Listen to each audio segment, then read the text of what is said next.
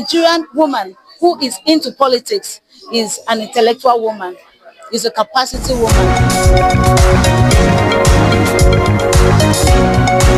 African Mothers Initiative hosts all-women interstate debate on national development.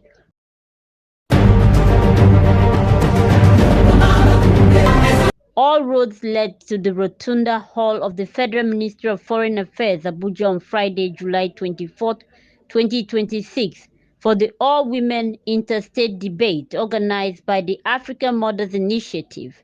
The program aimed at promoting the intellectual capacity of women for greater political participation was themed Family Inclusion in National Development, Financial Economy, and Community Security. Let's go. African mothers shining so bright, leading the way. We stand for what's right. Family inclusion, our guiding light. Together we win, together we fight. Oh,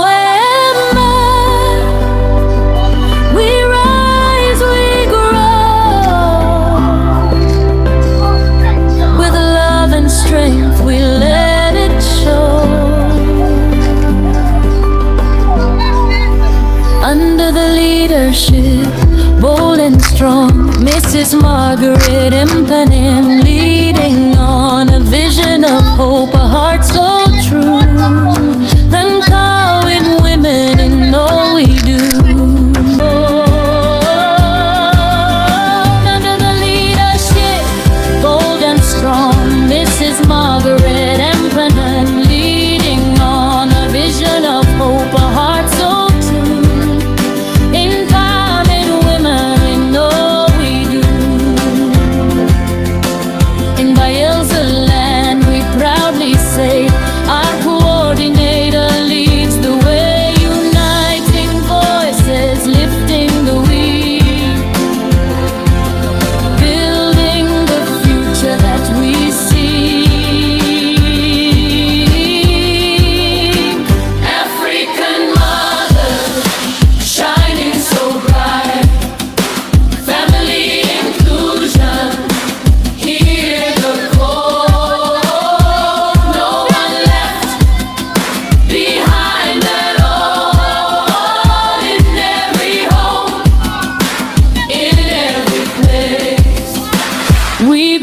Together, a stronger day. One to another. Africa unity, love and care. The event attracted top government officials, public servants, representatives of non-governmental organizations, students, and participants from the 6 geopolitical zones of the country. Among the dignitaries present were the Minister of Defense of the Federal Republic of Nigeria, General Christopher Gwambin Musa, represented at the event, as well as the representative of the Secretary to the Government of the Federation, His Excellency Senator George Akume, and representatives of other political leaders across the country. Addressing the gathering, the founder and president of the African Mothers Initiative, Mrs. Margaret Impanem, explained that the all-women interstate debate was designed to provide a platform for Nigerian women to contribute their perspectives to policy formulation and implementation. African Mothers Initiative is under the office of Her Excellency Bishop Dr. Mrs. Ayeonita Mbati, the First Lady of Cross River State. Her zeal and her excitement is to see women progress, climb the political landscape, become valuable in the nation, add positive value, and change the narrative for the better. You are here not because you do not have other things to do, but because you're concerned about everything that is happening in the nation today. We all know that the tempo will change very soon as we go into August. From the 19th of August or thereabout, INEC will tell us better, we'll start the campaign. So we should usher in the atmosphere that will bring safety, security, and peaceful coexistence to every Nigerian. Why? Because we are the African mothers. Please clap for yourselves again. Super Opinion Television News Abuja gathered that the debate focused on issues of national importance, including the proposed state police bill, parenting, and other critical matters that resonate deeply with the Nigerian people. Stay connected to Super Opinion Television News Abuja for more updates and comprehensive coverage of the all-women interstate debate. Nigerian women arise from the grassroots to the national stage. Together we build the nation. I'm from River State, precisely Unit 3.10, in the local government area of River State. I represent River State to propose the motion who says parenting is a godly responsibility, but the financial welfare and the character development of a child is solely the responsibility of the parent, not the society and not out of God. Welfare and character development of a child are sole responsibility of parents, not the society, and not an act of God. Now, we all know that there's a popular adage that says it takes a village to raise a child. Now, what does this tell us? It tells us that it takes everybody's hands on deck to raise that child. The teachers to provide knowledge and discipline, the religious leaders to provide morals and values, the friends and peers to influence the child's behavior. Now, also, the society plays a role in providing safety nets for children. The government provides public schools, the government provides child protection agencies and immunizations. How then can we say that the parenting is the sole responsibility of parents? That means that there's no justification for whatever the parents are doing, for whatever the government is doing for the children. Secondly, parenting is indeed an act of God. Even the scripture says that train a child in the way of God and they shall not depart it when they grow older. What does this mean? It further protests the fact that God is involved in the upbringing of a child. Now we know that divine intervention is real in every phase of the child's development. Now we know that parenting is an act of God. We cannot say that God is not involved in the upbringing of a child. My name is Monica Wosa and represent River State, the heartbeat of the petroleum economy of Nigeria. And I'm here to stand on the existing protocol and to affirm that parenting is a godly responsibility, but the financial welfare and the character development of the child is solely on the parent. Now, why do we say that? We say that because parenting has to do with accountability, responsibility, stewardship, and reward. God himself knows, and he has given the access right to parents to do that job. The society does not have a face. The society is all about groups, it's all about association, but parenting has to do with identity.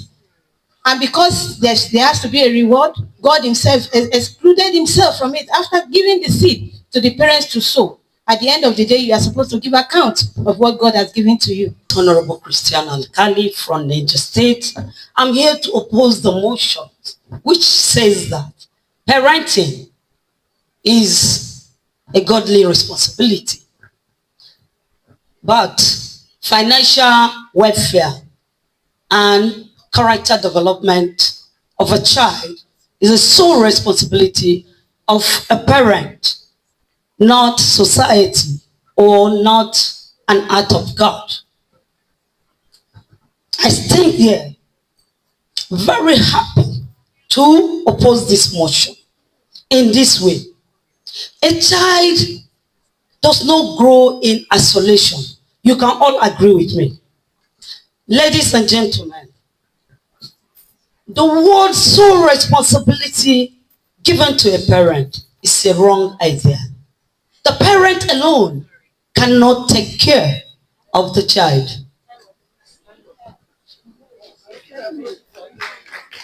My name is Ibrahim Ekram, representing River State, the treasure base of the nation.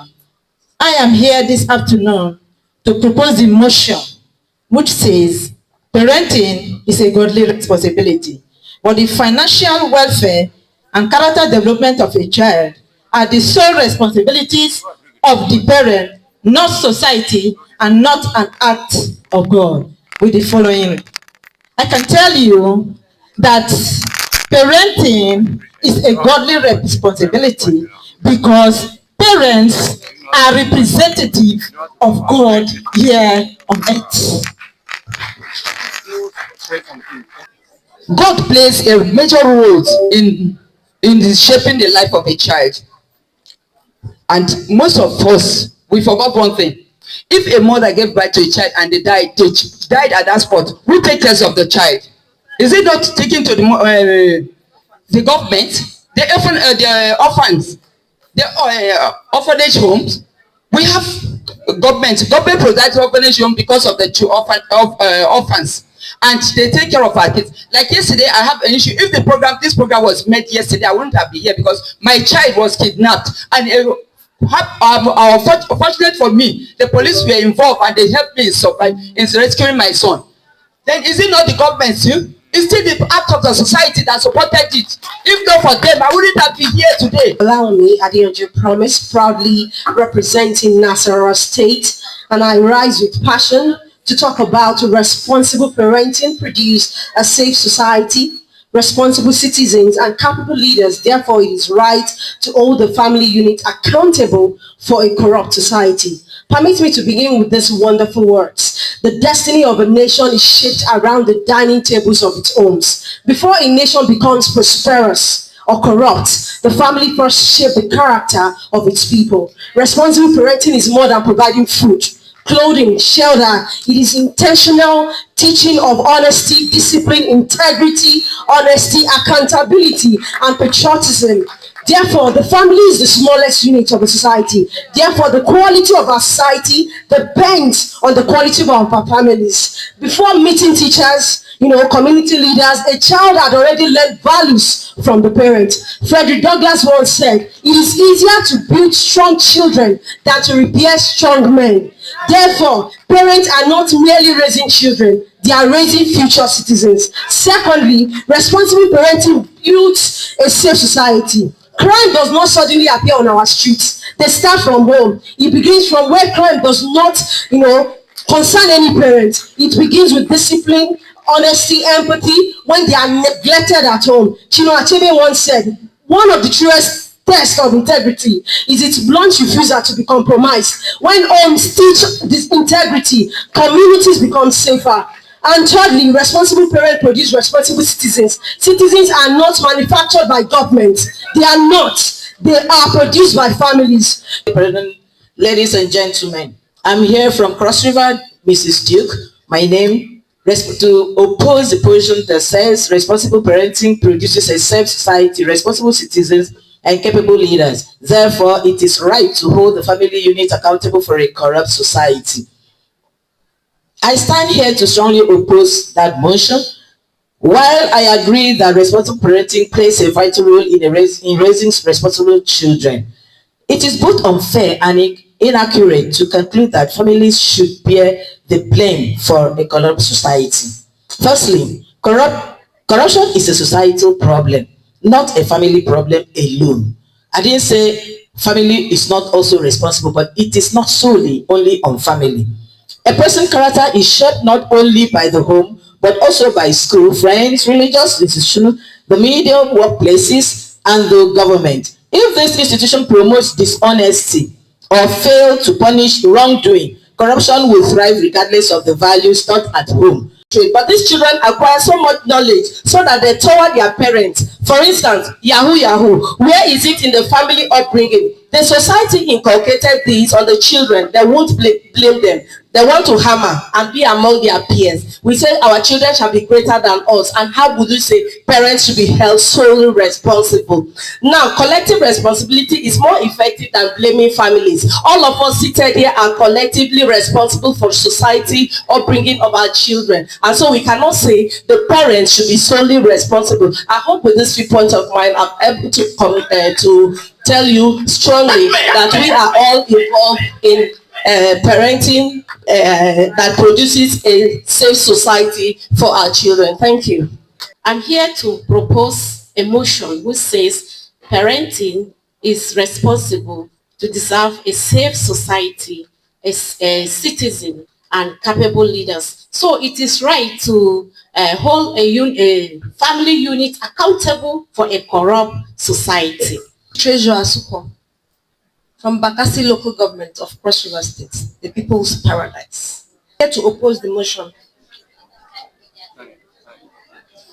that it is not right to solely hold the family accountable for the corrupt society.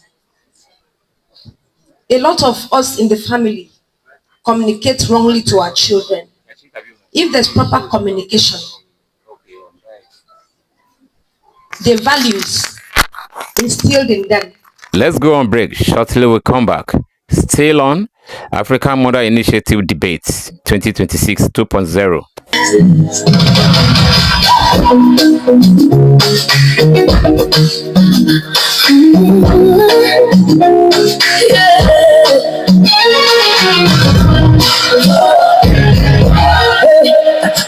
Pressure on, never break. Turn my into my goal. Every life inside my body, still I show up for everybody. Even when I feel the weight, I stand tall, I elevate. I don't fall, I come back stronger. Welcome back. The All Women Interstate debate was focused on the reserve seat bill for women, and we started with a theme that says promoting the intellectual capacity of Nigerian women for better political participation. And when we did that, we saw the positive change or the positive shift in our political space, and we observed that a lot of our women who were formerly not interested in politics have developed a desire to enter into the political landscape of Nigeria today.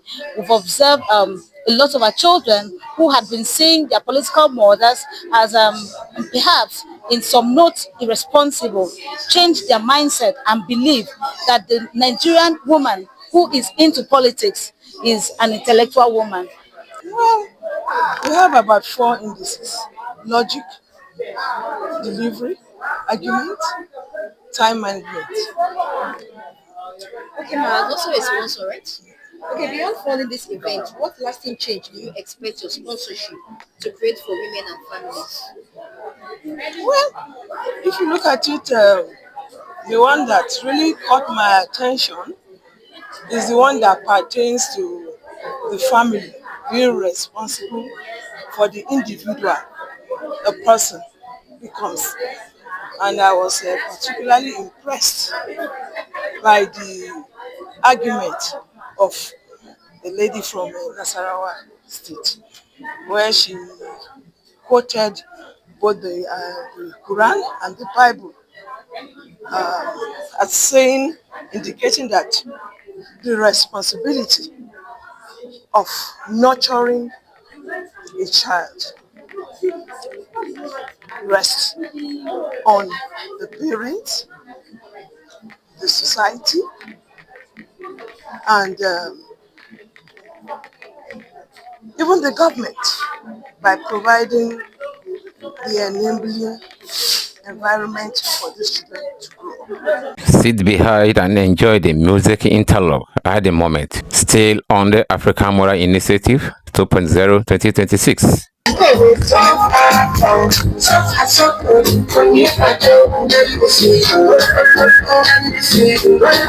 Let's go now.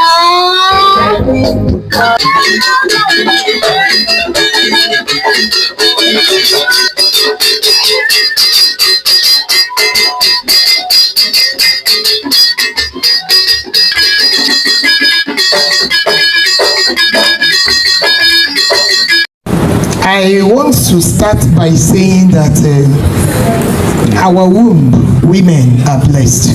Amen.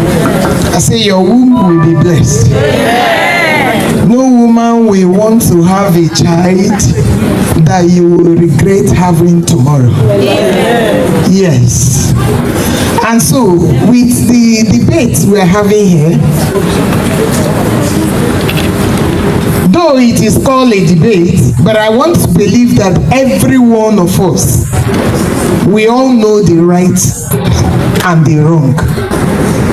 And as a parent, if you don't give your child that basic training that he or she requires, you have given to society is your fault. Reference to that believed that you give it to the society, the children, reach home. They don't believe in they are too busy. The wife is busy, the husband is busy. So the children are growing from the society. And these days they call it Gen Z and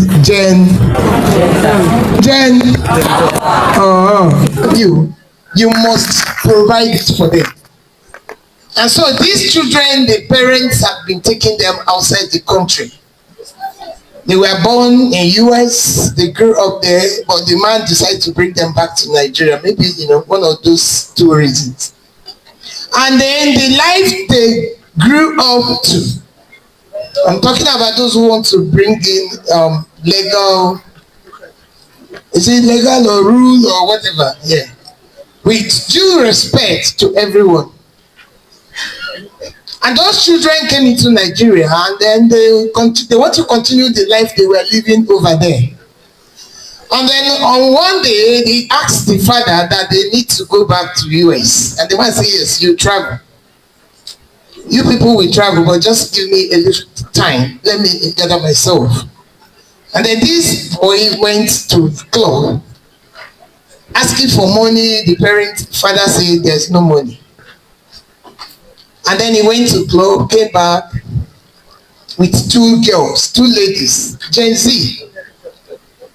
And then the father was like, what kind of life is this? Where are you coming from? This is Nigeria, not America, not US. He was like, and so, daddy and so.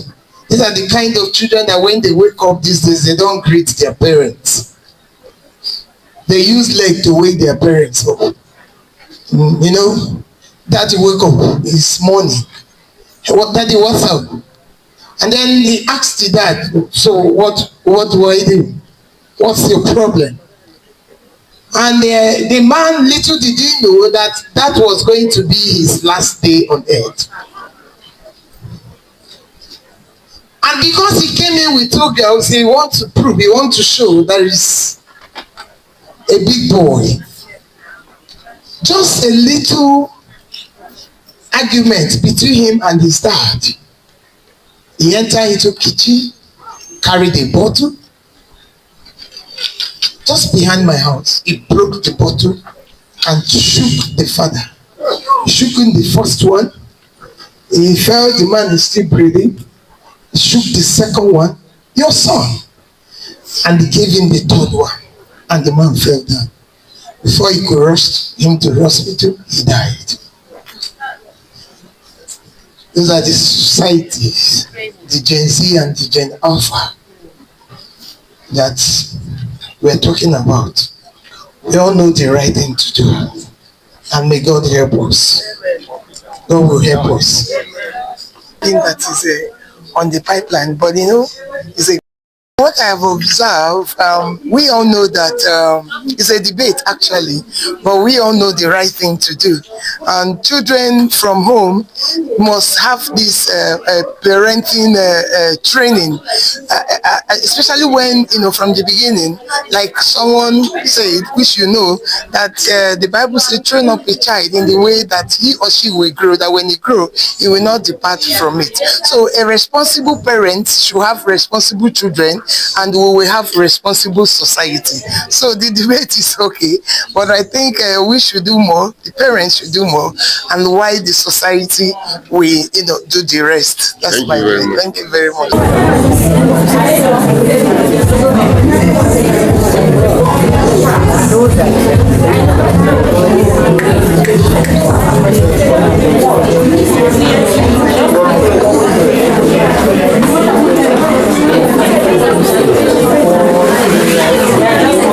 Abuja, African Mother International. We're happy that we are here for this program, and we thank God everything has went successfully, and we're grateful to God Almighty and our Father, His Excellency Senator George Akume, for standing by us Benue State to be here. He has supported us and encouraged us to be here in this program, and we have done wonderfully great. We return thanks to God, and we encourage others also to participate in the next edition.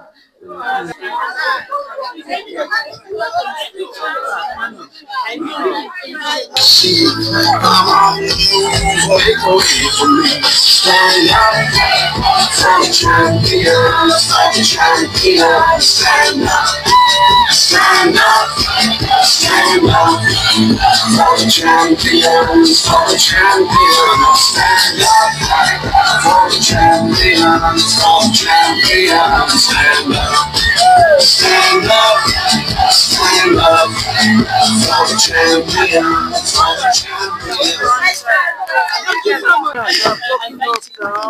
Alhamdulillah, Alhamdulillah, Alhamdulillah, Alhamdulillah.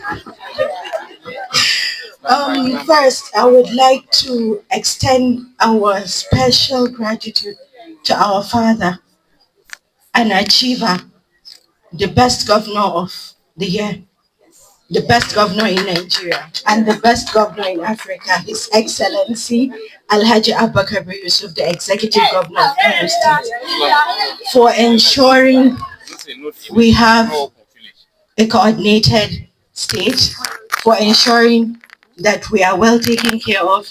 He sponsored us 11 delegates to come to Abuja for this special event.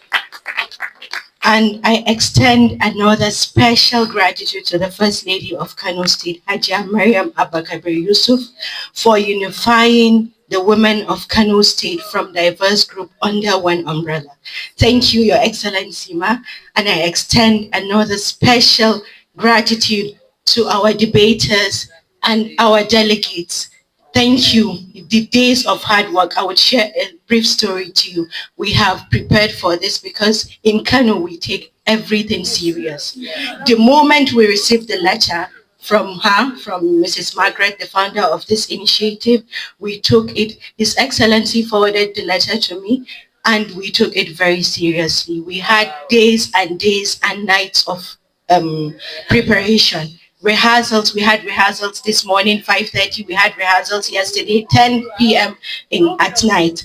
So we prepared for this. Alhamdulillah, thank you. Yes, hard work.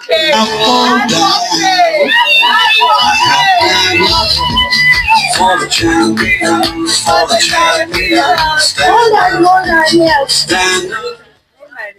The last but not the least, I want to thank the founder and initiator of this initiative, the African Women Initiative. This is really marvelous for her to pull out this event, to call all the states, most of whom have been represented, to attend under one umbrella. For the judges, to the judges for leaving out all what they are doing, to come here and spend their whole day to assess and do this diligently. We thank you, and we